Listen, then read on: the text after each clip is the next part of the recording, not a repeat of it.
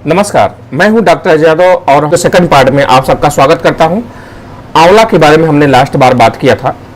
आंवला vitamin C और antioxidant का बहुत ही अच्छा स्रोत है और मानव शरीर द्वारा बहुत आसानी से ग्रहण होता है और मधुमेह के रोगियों के लिए बहुत ही आदर्श भोजन है। इसका 1 चम्मच रस 1 कप करेले के रस में मिलाकर 2 महीने तक नियमित रूप से लेने पर यह लैंगरहैंस सेल जो होती है पैंक्रियाज की, उसको उत्तेजित करके प्राकृतिक रूप से इंसुलिन के श्रावण को बढ़ाता है आंवला।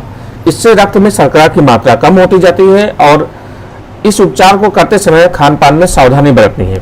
यह मधुमेह के कारण होने वाली आंख की तकलीफों में भी बहुत काम करता है। इसबगोल स्पोंजल के बीज के नाम से जाना जाता है।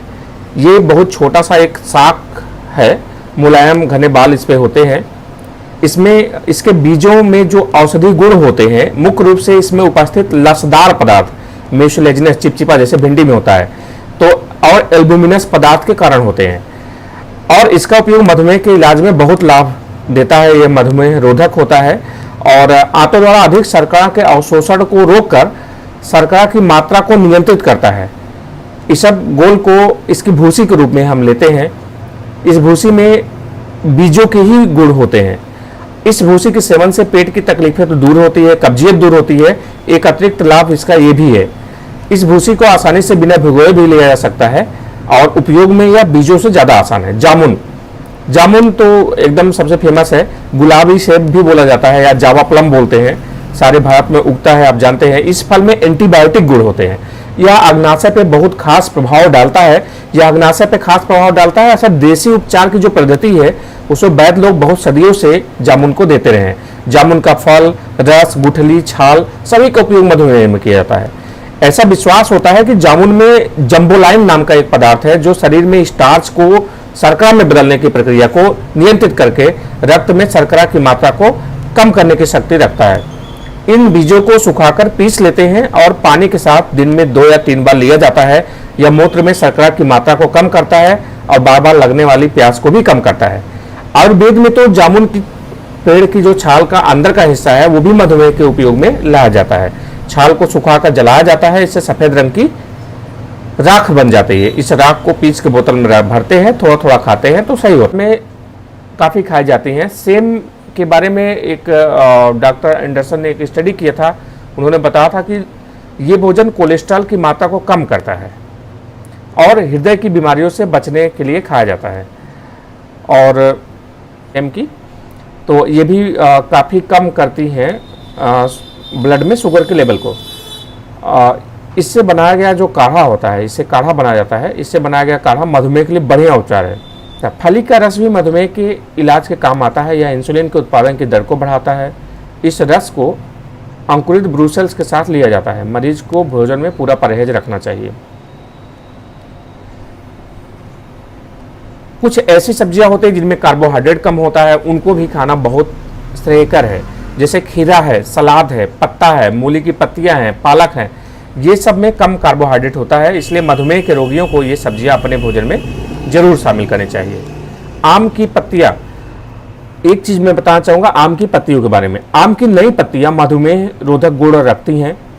इन पत्तियों को रात भर पानी में भिगो कर रखिए और सुबह उन्हें निचोड़ कर काढ़ा बना लीजिए तो मधुमेह के उपचार में मदद मिलती है। अच्छा, कई बार एक दूसरा तरीका भी अपना सकते हैं। पत्तियों को सुखा कर पीस लीजिए और आवश्यकता अनुसार आधा चम्मच चूर्ण को पानी या छाछ के साथ दिन में 2 बार लीजिए तो इससे भी बहुत फायदा होता है। एक और मैं बताना चाहूँगा नीम के बारे में।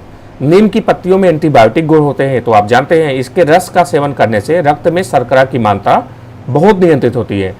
नीम की पत्तियों का जो रस पीते हैं उनसे शुगर बहुत कंट्रोल होता है। इसके लिए 5 मिलीलीटर रस को सुबह खाली पेट लेना चाहिए। यह उपचार 3 महीने तक करना चाहिए। इसके स्थान पर एक और काम कर सकते हैं आप। नीम की 10 पत्तियां, जो नई नवेली पत्तियां होती हैं, उनको रोज़ सुबह चबाने से भी फायदा मिलता है। कुछ जातियाँ आदिवासी लोग नीम की कोमल पत्तियों को छाया में सुखा कर उन्हें पीस लेते हैं और उसका उपयोग कई चीज़ों के इलाज में करते हैं। मधुमेह के इलाज में भी इसका उपयोग कर सकते हैं। प्याज जो है प्राचीन काल से इसका यूज मधुमेह के उपचार में होता आ रहा है। तीखे स्वाद और गंध वाली ये सब्जी शर्करा की मात्रा को कम करती है तो प्याज बहुत अच्छा ऑप्शन है। प्याज में उपस्थित सक्रिय हाइपोग्लाइसेमिक पदार्थ के रूप में अलाइल प्रोफाइल डाइसल्फाइड और एलिसीन होते हैं, और ये जो है शुगर को बहुत डाउन करते हैं, ब्लड में शुगर को।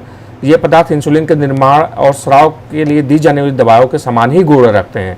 मतलब जो ऐसी दवाई लोग खाते हैं ना जिसमें इंसुलिन का निर्माण हो और स्राव हो, तो प्याज में भी वही तत्व पाया जाता है जो उसको कंट्रोल करते हैं। अगले मैं बताना चाहूँगा मधुमेह कंट्रोल करने के लिए, शुगर को कंट्रोल करने के लिए पोटेशियम रिच फूड खाने के लिए। मधुमेह के रोगियों को कच्ची मूंगफली, तरबूज, आलू, क्रीम से फ्री दूध, पाउडर और गेहूं जैसे पोटेशियम युक्त पदार्थों का सेवन करना चाहिए। पोटेशियम भोजन के अन्य तत्वों के हस्तक्षेप के बिना अग्नाशय की सेल्स का उपचार करता है और उन्हें पुनर्जीवित करता है।